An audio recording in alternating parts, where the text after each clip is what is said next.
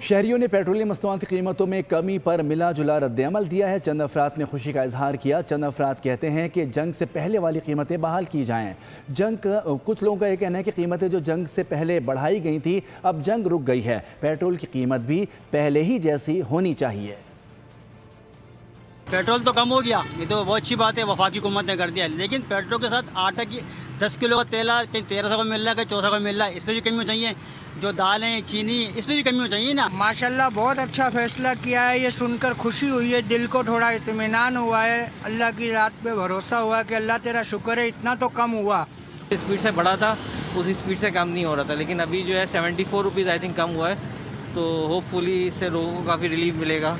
तो हमारी डिमांड तो कम से कम 150 रुपये की है और 225 के ऊपर ये लाएंगे तो फिर काम चलेगा और वो बेहतरीन निज़ाम चलेगा इंशाल्लाह। हुकूमत को 200 रुपये भी लाना चाहिए था पेट्रोल। आम गरीब आदमी को हर हफ्ते आज 240 रुपये किया, कल इन्होंने 450 कर देना है। बड़ा फैसला है हुकूमत की जानिब से। 74 रुपये जो है पर लीटर जो है महंगाई से एकदम से नीचे आना, ये आवाम के लिए एक बड़ा रिलीफ है। 74 रुपये इन लोगों ने सस्ता किया, लेकिन ये बकार है 150 रुपये, 100 रुपये, 200 रुपये सस्ता करते तो आवाम को तो कुछ ना कुछ रिलीफ मिल सकता है। पेट्रोल की वजह से बहुत महंगाई हो गई थी और इंशाल्लाह मज़ीद किराए भी कम हो जाएंगे। हुकूमत के इस इक़दाम पर बेहद मशकूर हैं कि जिन्होंने पेट्रोल और डीजल की कीमतों में हैरत अंगेज़ कमी करके आवाम के ऊपर एक बहुत बड़ा बोझ था जो कम हुआ है।